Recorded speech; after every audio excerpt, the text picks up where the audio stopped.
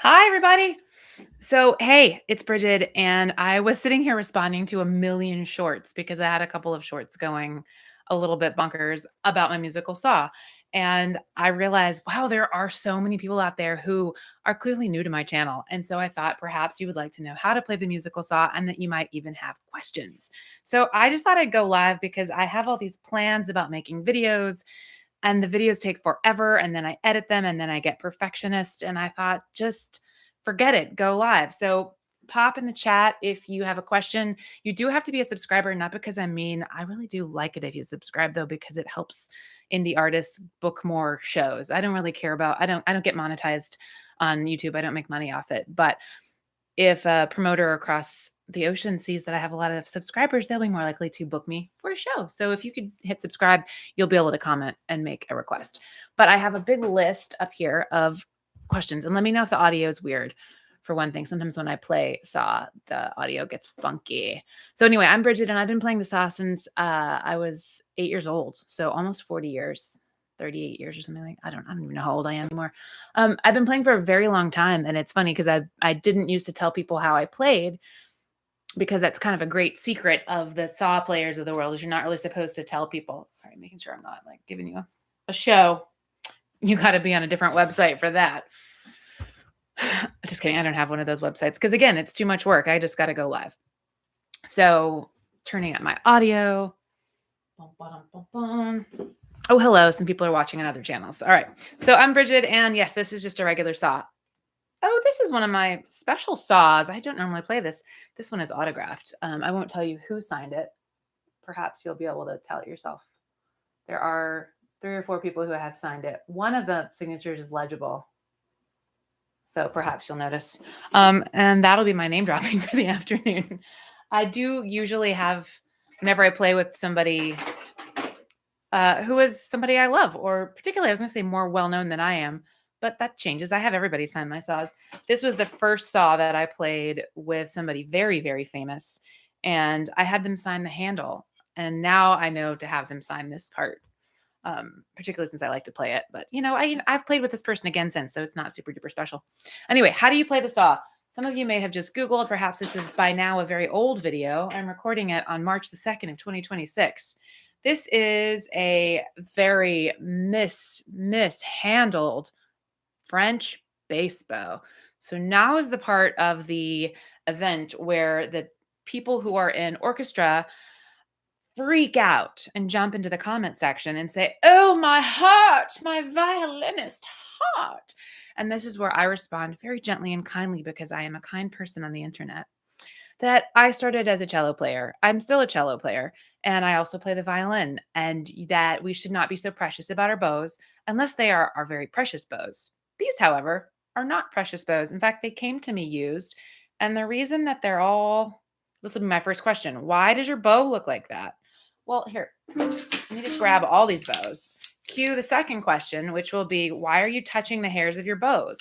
Again, these are not precious bows. I keep a stash of these around my house. I have other stashes in suitcases for when I tour, and some are in my saw cases. None of them is really taken care of. I do have a tube, a cardboard tube that I use for a carry-on, but these are all used bows for the most part. The one that's probably that I bought new is this one, a child's cello bow. Again, it's got loose hairs. And at this point, I've just discovered it's rage bait. Helps the engagement. So jump in the comment section and freak out if you'd like to. Hi, everybody. I'm Bridget, and I'm talking about musical saws. So the reason that my bows have these is because I don't really particularly mind that the hairs are loose. And whenever I think, oh, I should go trim them, like I'm thinking right now, I'm doing something else that I don't want to stop doing. So here is the musical saw. And then I will show you how to play it, and then I will be answering questions. So this is just a regular Stanley 26-inch from the hardware store. Behind me, you can see a couple of other options, which I will talk about later. For now, let's just play.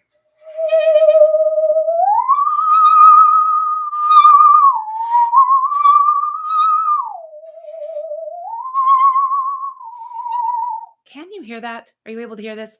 Sometimes the mic does that thing where You have to click that one button on Zoom, but I'm not on Zoom. So anyway, if you can't hear it, please pop in the comments and let me know.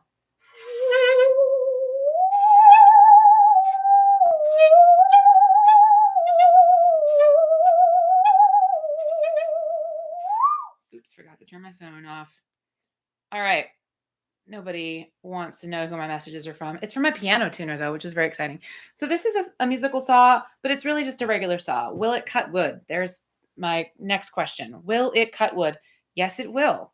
I have videos on my page where I do cut wood with the saw. Next question. Is it sharp? I can touch it like in the same way that you would touch a knife, like gently and not with force and not up and down. It absolutely would saw my bones in half. So be careful. Be careful. Somebody was like, why don't you put a disclaimer up here? And I said, they don't put disclaimers on the cooking shows on the Food Network when they're chopping things. You should know to be careful when you are touching something that is sharp.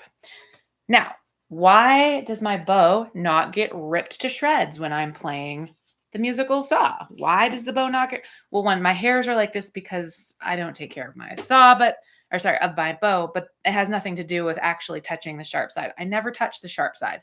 My bow touches the flat side only. I don't even know if it would make sound on the other side. Not going to do it. Yeah, we only touch the we only touch the flat side.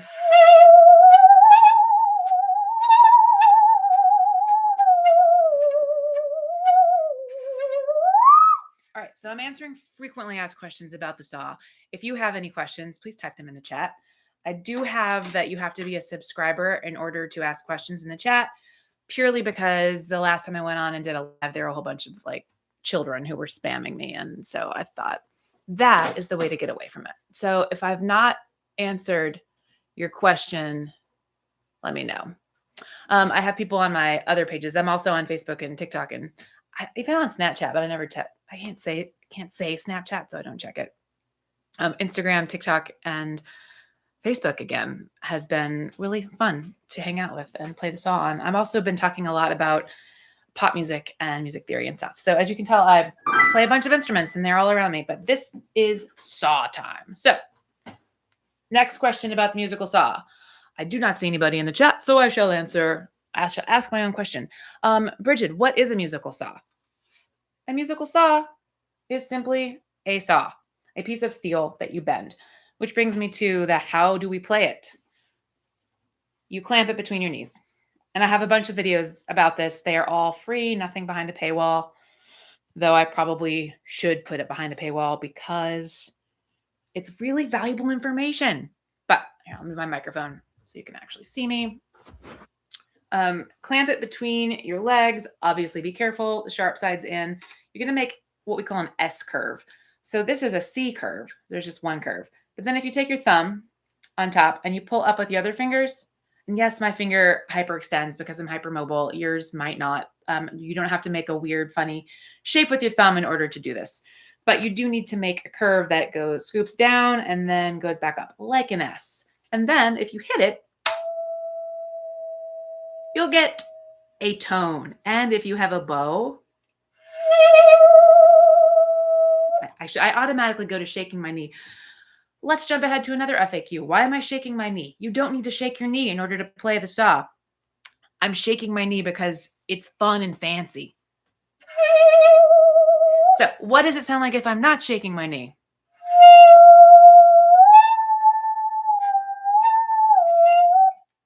It's basically like a singer who doesn't have vibrato.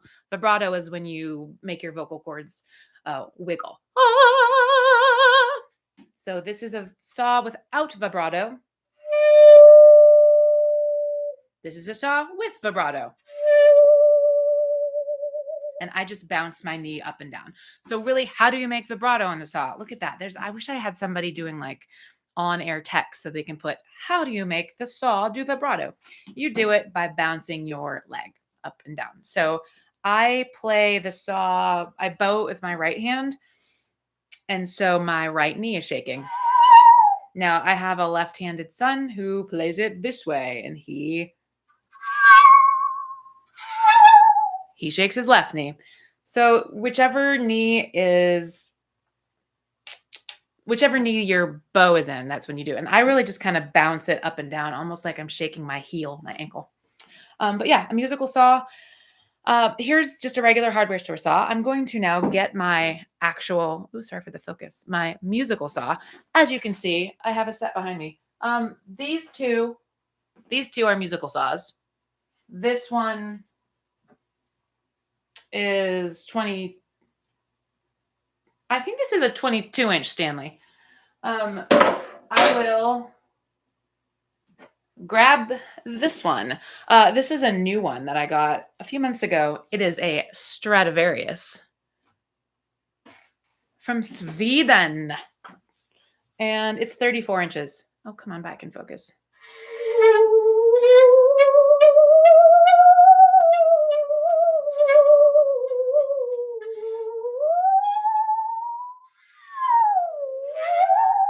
So yeah, it's a lot longer. Why would you need a longer saw? You get more notes.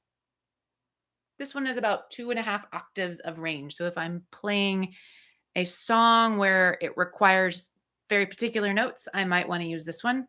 I do find that my 26-inch Stanley from the hardware store, which gets a little under 2 octaves, about 1.5 octaves for sure, I can usually get 2 octaves out of it. It covers most bases. If I'm playing the national anthem or there's a fun song from Frozen, the Let It Go song, I use a longer saw for that because that is a really, really big range. And it depends on, if I don't get to choose the key that I'm playing in, then I want more options. But this is very particular. Oh, thanks. Always enjoy you sharing. Oh, thanks. Thanks for watching.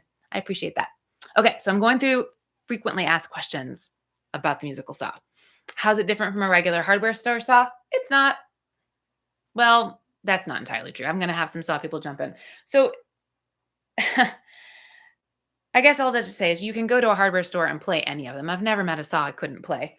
The steel is usually a little bit more thin on a musical saw because it doesn't have to be quite as sturdy. Now, that said, I actually prefer a much thicker steel.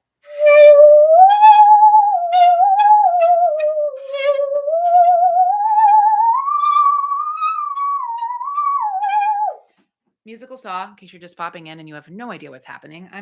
I was posting a bunch of shorts and people were freaking out saying that I was like humming. That's the next question. Next frequently asked question is, are you doing it with your mouth? And here's proof that no, I am not. If I could do it with my mouth, I would be a lot more famous than I am. I'd be in the circus. Let's write a song. I would be in the circus. Yes, I would. Oh, aren't you clever? Any other bendable metal you may use. See, here's where you get smart. Sorry I got a belly shirt on by accident because I put my clothes in the dryer. So you might be able to see it behind the bongos back there, right here. That's just a sheet of metal. It just came from Lowe's. And I have it not because of musical saw purposes. I had it because I was using it with my kids. We were using a magnet to put things on it. It makes sounds too, just like any sheet. Now, and I have a whole video that I haven't posted yet, a long form that's much more, it's not live, it's actually scripted and edited and such, and it's all about the history of the musical saw. So subscribe because you might want to watch that, but it talks about how the history of playing metals goes back millennia. And it wasn't until hand saws and violin bows kind of connected in the mountains of various regions. It didn't just happen in Appalachia. It did happen in other continents too, but of course before, email. So it's not like they were talking to each other. Asia didn't call Kentucky and say, dude, guess what we figured out? It kind of happened independently in different countries, just like a lot of instruments did. But yeah, bending steel makes sounds. I'm going to jump ahead to another question, which is about the mountains and its history. So in the 1700s, when a lot of new churches in America were being built, and early 1800s, this was actually one of the only instruments that churches had. There was a lot of actual saw music played in churches. Can you hear me? I feel like I need to be talking a little louder, but I didn't want, it's like this is so loud and it sounds like feedback that I didn't want to turn this up. So anyway, how about this? Let me get closer and then I'll just deal with it if I'm playing the saw. All right. Yeah. So a lot of these churches that were being built, all they had were carpenters and stone and masons, and they had these tools, and somebody figured out, oh,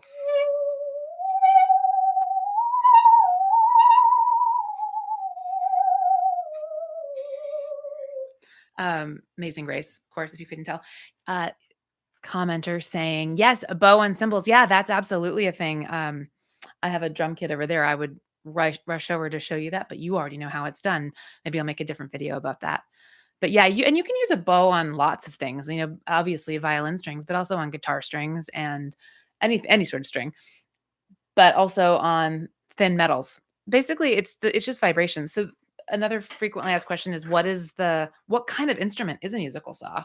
One, it's real. It's classified as an idiophone, which means that the sound comes from the actual shaking of the instrument itself. So, for example, in a chordophone, is it CH or CO? I'll have to look that up now. I'm blanking. The sound comes from a string. And membranophone, the sound comes from a membrane, like a snare drum or uh, anyway, a bongo, lots of drums. But this is an idiophone, which is the actual sound of the shaking of the instrument itself. Okay, now I'm looking at my frequently asked questions. Who invented the musical saw? Sort of touched on that. Lots of people at the same time, many, many years ago.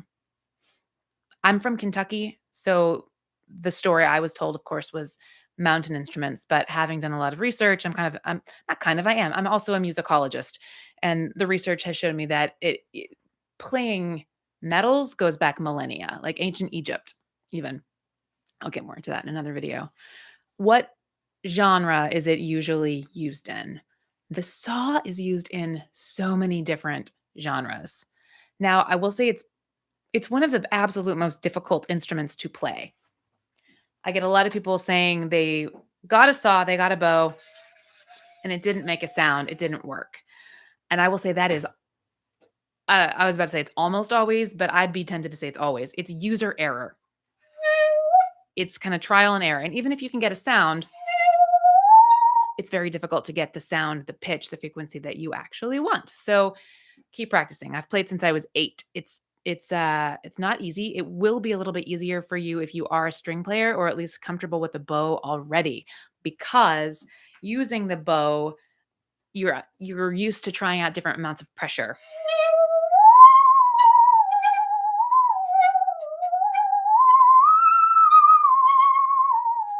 Hey, I'm Bridget and I'm answering questions about the musical saw. And if you have any, pop them in the chat. I'm just kind of going through a list because I just had about 200 questions pop up on one of my shorts on YouTube. So yeah, it's what genre do I play it in? I have played it with Rock and Roll Hall of Famers. I have played it in Americana conferences. I have played it in churches. I have played it in synagogues. I've played it with orchestras. I've played it, honestly, typically folk and bluegrass, but that's because those genres tend to be the most open-minded when it comes to just letting people sit in or jam or try out different sounds. But I have played the saw on more records than I can remember and count, and they have been all over the place.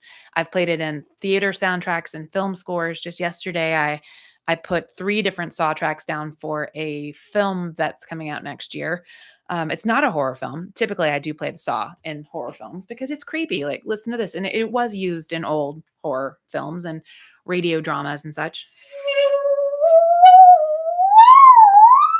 One of my favorite jobs was at a theater that was doing Dracula, and they used the saw for all of the scenes. So sometimes I had very low pitched, and then I had, sorry to scare you or scare the neighbor's cats. um, so lots of genres. You can use it all over the place. Is it hard to learn? Yes, it is hard to learn. It is probably the cheapest instrument to get, other than the spoons, I guess. But you make a curve, you make another curve, and you trial and error with the bow. And then it's similar to, I guess, any fretless instrument where you must memorize where the pitch is, or like a trombone, when you know exactly how far out to slide the slide. And then, of course, there are different sizes of saw, so it's going to change if I grab my, let's see, that was my 26-inch. Here is my 30-inch. I have the 34-inch I just put on the floor. This one has a lower pitch.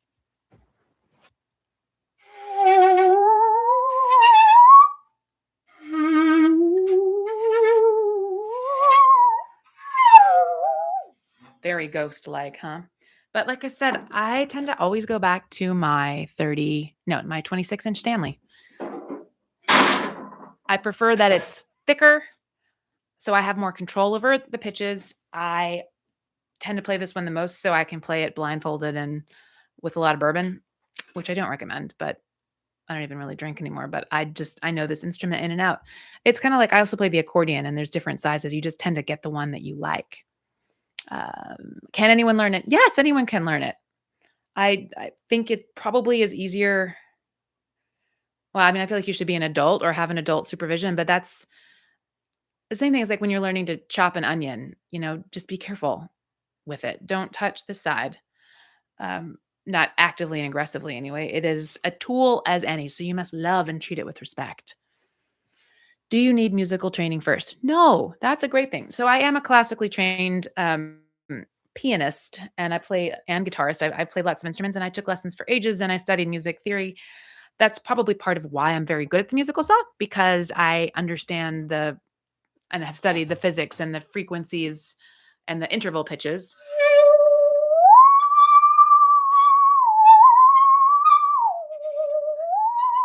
So I'm not humming. I can talk at the same time. Oh yeah, the lower one was violin pitch sounding. I love that observation. So, but you don't need training to try it. You do, however, need a really good ear, which I think if you can sing a song, you can figure it out here. You need to know whether the next note you want is higher or lower. And is it much higher or is it much lower? Question: have I ever added rivets or additional noisemakers when you play the saw? Um, Yes, but not like just for fun once. I didn't add rivets. I added some jingle bells for a Christmas show once. And one thing I definitely have done many times, and people keep asking in the comments, and I need to just make a video, but I keep thinking I will actually make the video, is hook it up to an amp and use a DI and a pedal board and stuff. I don't really find that necessary because I think part of the glory of playing the musical saw is oh, and thank you for the likes and subscribes. I know that's so lame when people say that on YouTube, but it weirdly helps indie musicians a lot. It's weird when I go to book a tour somewhere, and I do play other instruments and write my own songs, but bookers look at your YouTube followers. So if you have a lot of followers, it's helpful. So thank you. I know that's annoying, but thanks. So yeah, I have put it through effects, but I think one of the charming things about the saw is that it's so crazy sounding anyway, right? Like, why would you want to mess with that? Reasons for messing with it is on recordings. Sometimes I've used a contact mic before and then put that straight into an amp or straight into a digital interface. I prefer to use that's downstairs in my accordion case because I use the same mic on my accordions as I do on my saw. But it's like two little gooseneck mics that pop around. And so it really is just capturing the audio. But from that, I can plug it into a big PA system. So if I'm playing it with a big rock band, it's gonna be hard to hear. If I'm playing it with a folk band, often they don't want me to mic myself at all. But if it needs to be heard over drums and electric guitar, then it needs to be controlled in the mix, and so therefore I will mic it with little goosenecks. I've also mic'd it with just a Shure. When I do that, I usually mic it from behind, so because if you listen to this, you're gonna hear a lot of bow sounds. And that's really annoying on a recording, and it's annoying in a live venue, so I try to minimize that. So, using the goosenecks, I will do that and run it through some effects. Really, that's only useful for volume control and for pitchiness. Like, if they really loved my take and I was a little flat or sharp or the vibrato was too much, then, of course, you can, pitch correct it or add some chorus or something, but it doesn't need a lot. Yes, you nailed it right there. Running effects would certainly expand possibilities, but it may mess with your basic enjoyment. So, yeah, that's exactly it. It's like why the whole point of getting a musical saw rather than a synthesizer is because it's unexpected. It's acoustic, it's raw, it's you get to tell people that you have an actual saw on your album. Not I mean, synthesizers are cool and interesting, but they do something different. So that's why you would use a saw instead of a theremin.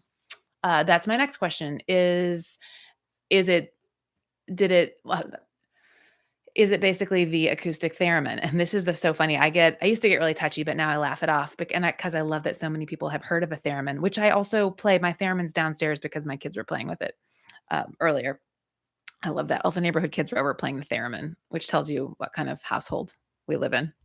I think it's a really cool household, but maybe it's a little nerdy. So the saw's been around a lot longer than the theremin. So I like to call the theremin the electric saw. How does the saw actually produce the pitch? Vibration. Vibration. The bow makes the steel shake, although you don't need a bow. I mean, I'll use a bow here, but I'm just going to hit it. It's the vibration that's shaking it. The bow sustains the vibration. And then the arc of the saw, the bend, changes when I change it, and that changes the pitch. So if it's almost flat, and then if you make it bendy, cool, huh? What makes it vibrate differently than a normal saw? Nothing. This is just a normal saw. Very normal saw. All right. Scrolling down.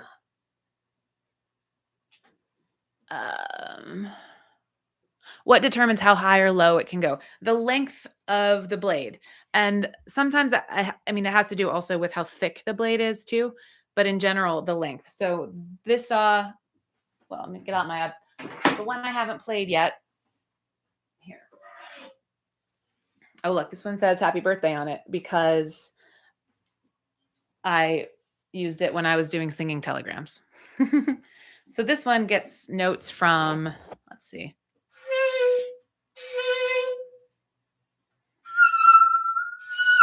So about an octave and a half on the 22-inch, I believe.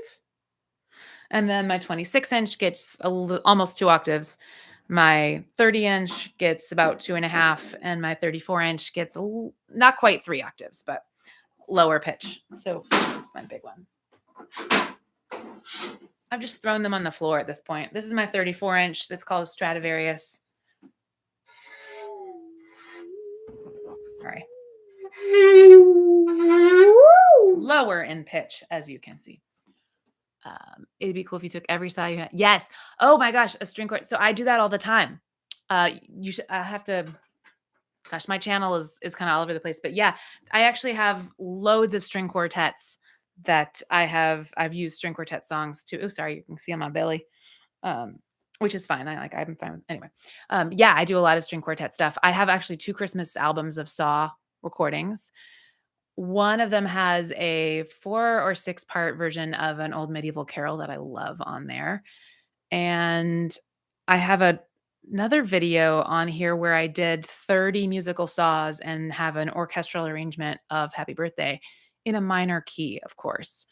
And anyway, I have lots. If you scroll back, I think I have a playlist that's called Musical Saw Magic. I'll try to link it below, that has lots of versions where I did the Sound of Music. I did the Alleluia chorus. I did the Alleluia chorus from the Sound of Music, which are 2 different things, all with different saws.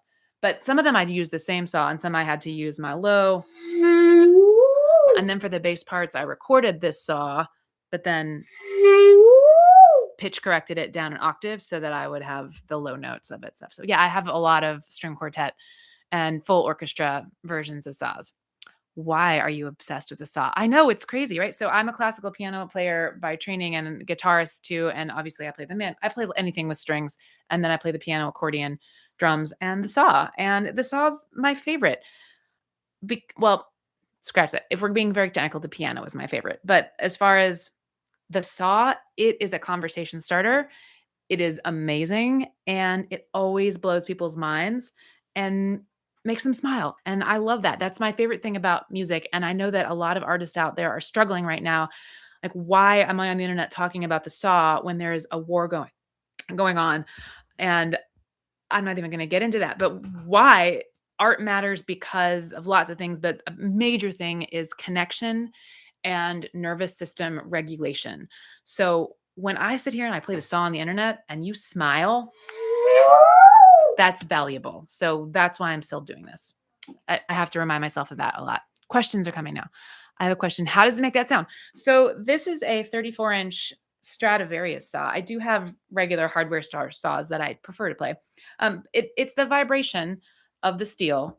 Have you ever had really any piece of metal? There's a piece of metal behind me, behind the drums there that we use for putting.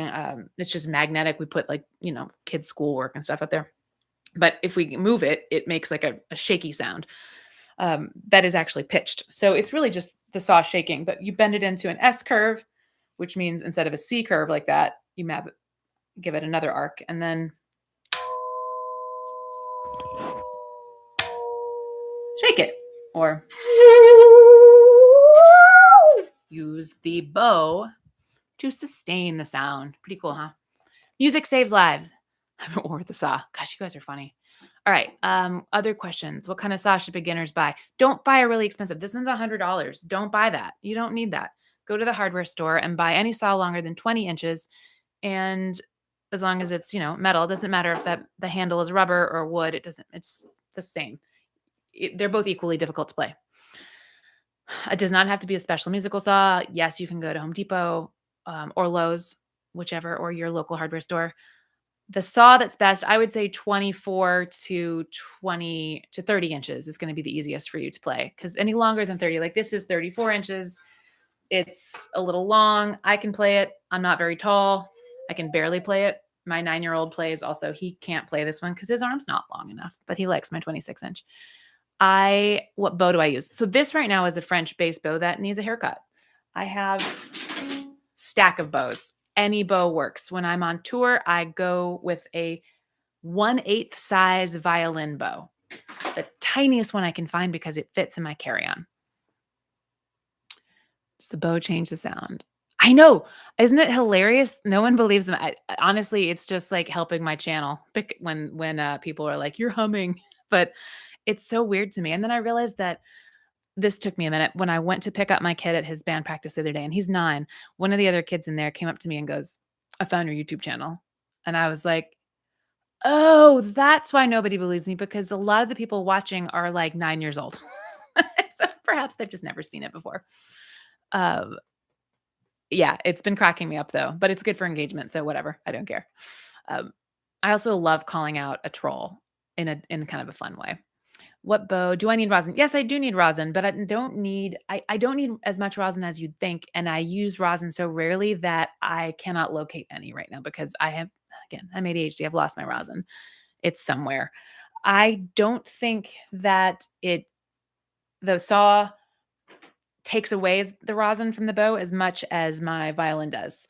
I have to rosin my fiddle bow and my cello bow a lot more. And I think it's because the strings there are ridged. So that's just more friction grabbing away it. But the saw is flat. So it lasts a lot longer. So honestly, it'll be weeks in between rosining of the bow. That said, when my kiddos are playing it, I rosin it a lot more because it is easier to get a sound out of a very, very rosined bow.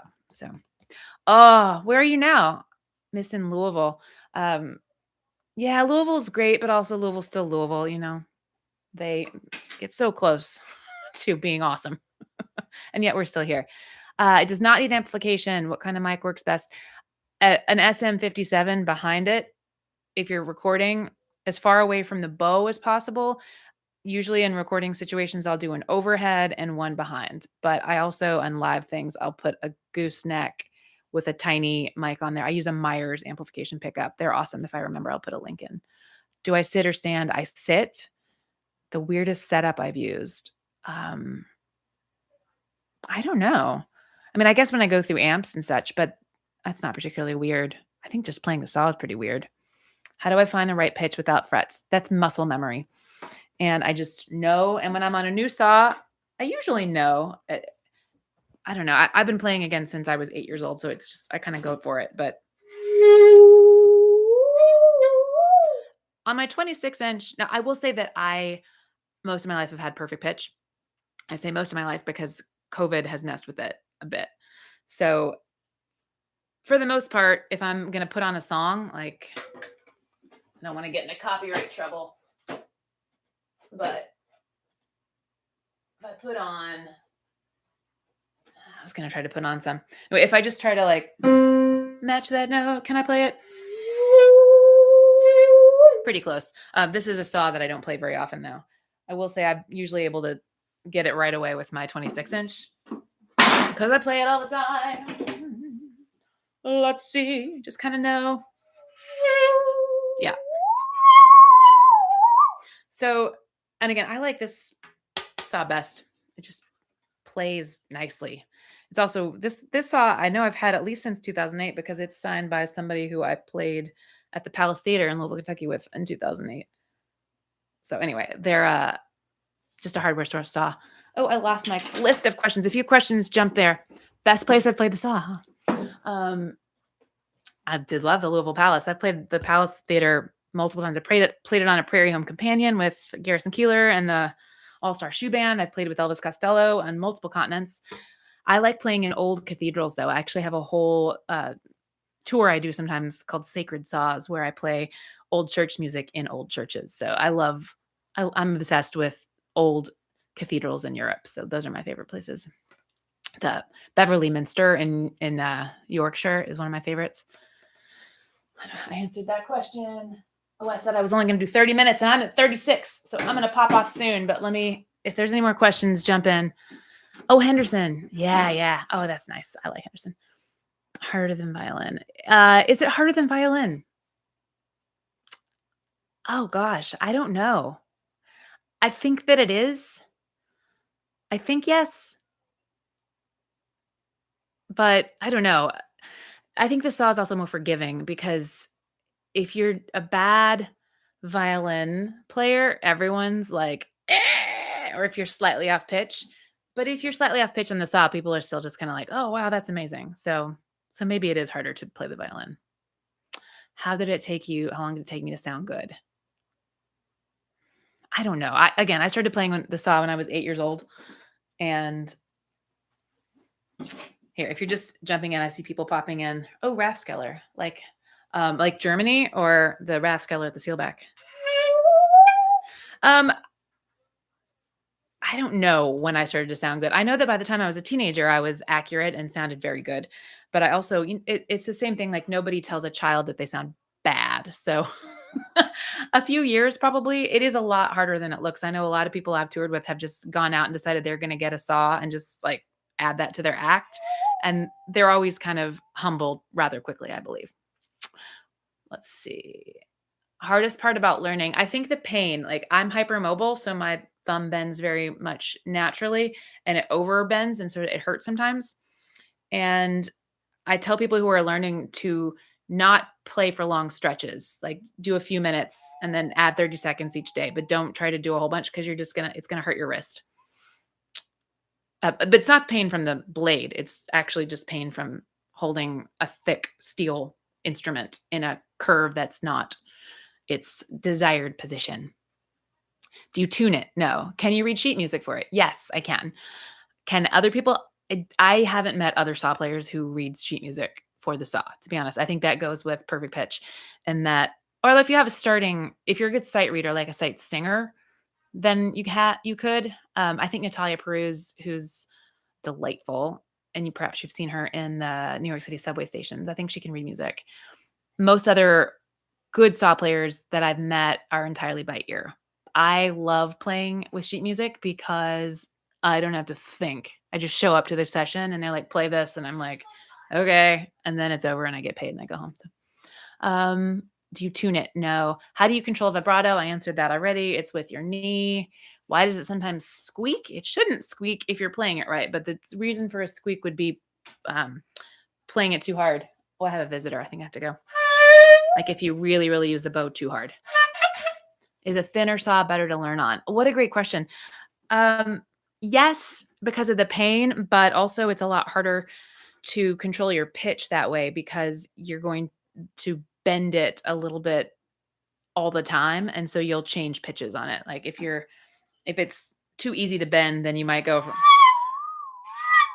like that instead of keeping it still. Biggest beginner mistake.